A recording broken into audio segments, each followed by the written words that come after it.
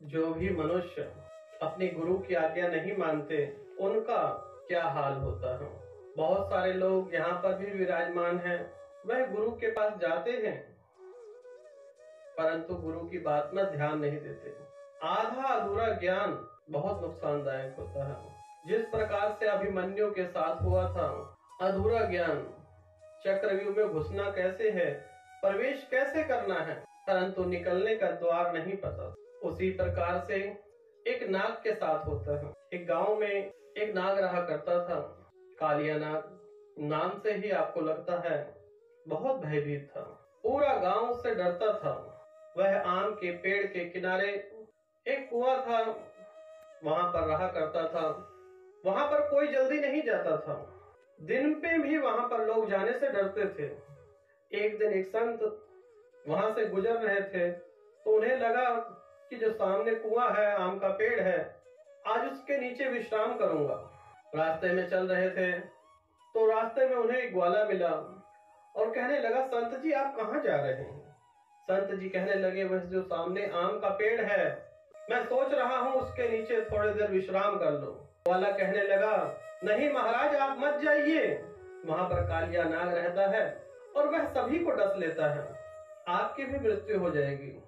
संत जी कहने लगे, इसकी चिंता छोड़ दो, होनी को कौन टाल सकता है। अगर प्रभु ने मेरी मृत्यु उस पेड़ के नीचे रखी है तो तुम भी नहीं रोक सकते। परमात्मा तो जो लिखा है, विधि का विधान है, वह तो होके रहेगा, मैं जा रहा हूँ। चरवाहा कहने लगा, कोई बात नहीं।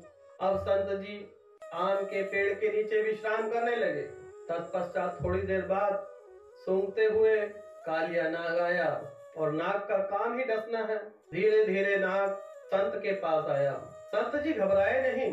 संत और कालिया नाग दोनों आंखों में आंखें डालकर आगे बढ़ रहे हैं। अब नाग को लगा कि सभी भयभीत होते हैं परंतु संत भयभीत क्यों नहीं हो रहा।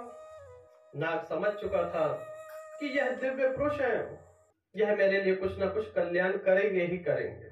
जैसे ही वह पास में आया और संत जी के पास जिस प्रकार से भक्त बैठ जाते हैं उसी प्रकार से शांत होकर बैठ गया।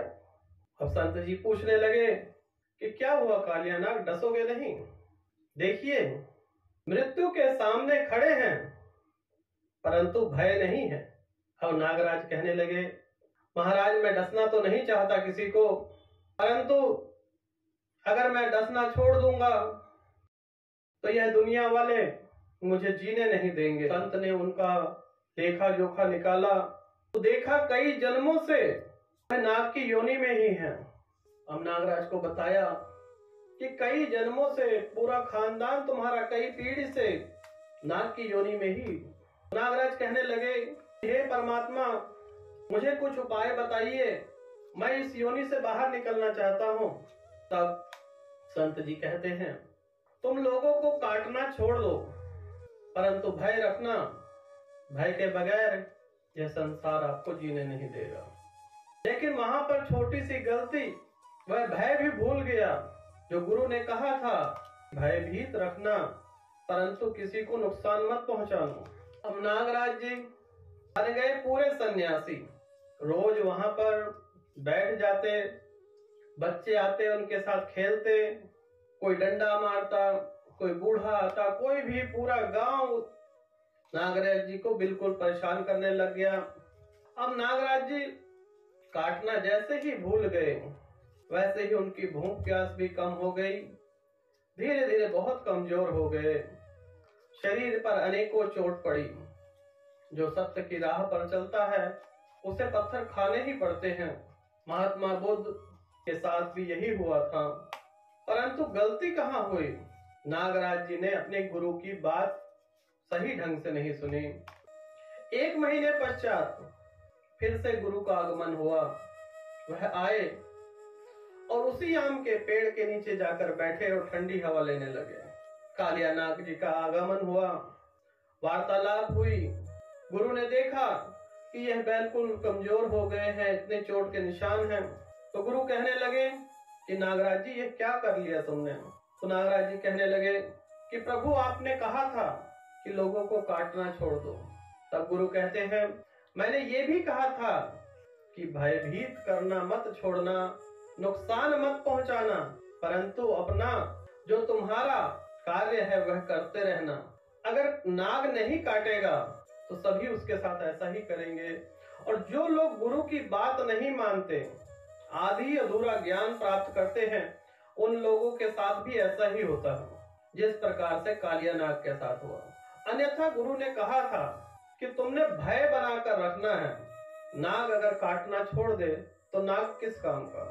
उसी प्रकार से जैसे मनुष्य अपने संसार में जीना है तो एक अपना पहचान बनाना बहुत जरूरी है। अपनी पहचान के साथ जिएंगे तो संपूर्ण जीवन आपको किसी चीज की कमी नहीं होगी, यह संसार आपको पूजेगा। आज अब देखेंगे कि धनवान व्यक्ति किसी भी जाति प्रजाति या धर्म से हो, कोई ये नहीं पूछता कि किस धर्म से हो, किस जाति से हो। आपको रोजगार चाहिए, कोई दान दक्षिणा चाहिए, कुछ भी चाहिए, क्योंकि जब ज्ञान प्राप्त हो जाता है तो धन अपने आप आ जाता है, और जब धन आता है तो इज्जत मान सम्मान सब कुछ प्राप्त होता है। परंतु जो गुरु की आज्ञा नहीं मानते उनका बेड़ा गर्क होता ही होता है, जिस प्रकार से कालिया नाग का हुआ।